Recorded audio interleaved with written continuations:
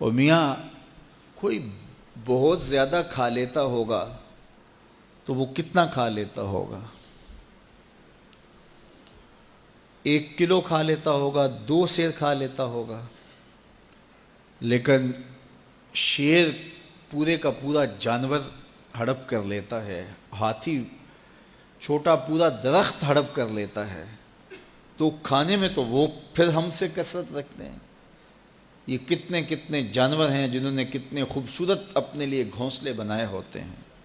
تو یہ مقصد نہیں زندگی کا، یہ ہماری ذیلی ضروریات ضرور ہیں لیکن مقصد زندگی کا نہیں ہے۔ اکبر الہ آبادی نے کہا تھا نا، کیا بتائیں احباب کیا کارنمایاں کر گئے، کیا بتائیں احباب کیا کارنمایاں کر گئے، بی اے کیا نوکر ہوئے پینشن ملی اور مر گئے۔ کیا یہ زندگی ہے؟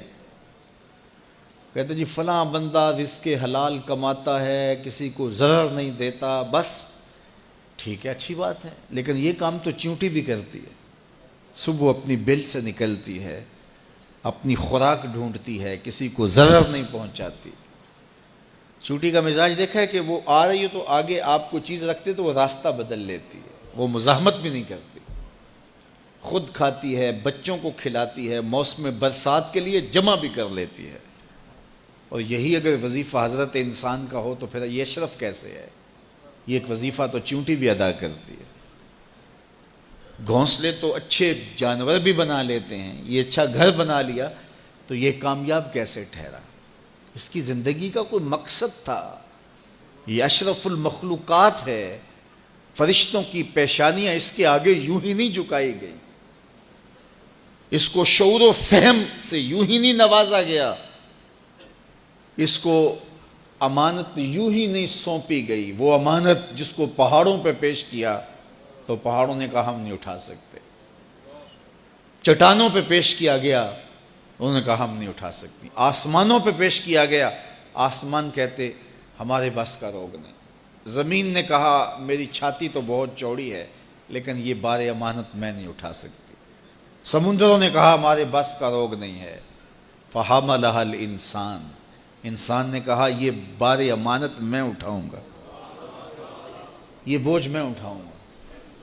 تو اس نے یہ ذمہ داری خود لی ہے، خود قبول کی ہے، اس نے یہ مکلف ہے۔ باقی مخلوقات مکلف نہیں ہیں، غیر مکلف ہیں، یہ مکلف ہے۔ یہ اپنے مقصد کو سمجھے، زندگی کے اہداف طے کریں، زندگی کے مقاصد طے کریں، ساری زندگی اس کے گرد سفر کرنی چاہیے۔ پاگلوں کی طرح کبھی ادھر سر اٹھا کے چل پڑیں، کبھی ادھر سر اٹھا کے چل پڑیں، اللہ سے راستہ مانگو۔ اور جس کو یہ نصیب نہ ہوا، دیکھیے آپ نے یہاں سے لاہور جانا ہو تو سب سے پہلا کام آپ کو کیا کرنا ہوتا ہے کہ رخ سیدھا کرنا ہوتا ہے۔ اگر آپ نے لاہور جانا ہے تو آپ کو یہاں جنوب کا رخ کرنا ہوگا، تو پھر آہستہ آہستہ بھی چلیں گے تو ایک دن پہنچ جائیں گے، پیدل بھی چل نکلیں گے پھر بھی پہنچ جائیں گے، سائیکل پہ جائیں گے پھر بھی پہنچ جائیں گے، موٹر سائیکل پہ جائیں گے پھر بھی پہنچ جائیں گے، گاڑی اور جہاز پہ جائیں گے پھر بھی پہنچ جائیں گے۔ گاڑی والا جلدی پہنچ جائے گا، سائیکل اور پیدل والا ذرا تاخیر سے پہنچے گا، جو رک رک کے جاتا ہے وہ بھی پہنچ جائے گا، کچھ وقت لگ جائے گا اس کو۔ جب منزل کا رخ سیدھا ہے تو چلنے والا سست بھی چلے تو ایک دن پہنچ جائے گا، اور اگر رخ سیدھا نہیں ہے، جانا لاہور تھا رخ ادھر کا ہو گیا، تو جتنا تیز چلے گا منزل سے اتنا ہی دور ہوتا چلا جائے گا۔ اس لیے رخ کا تعین اور منزل کا پتہ ہونا اور اپنے مقصد زندگی سے آگہی، یہ مومن کی زندگی ہے۔ اور یہ روز اللہ کی بارگاہ میں وہ دعا کرتا ہے، اہدنا الصراط المستقیم، مالک مجھے مستقیم سیدھی راہ کی ہدایت عطا کر دے۔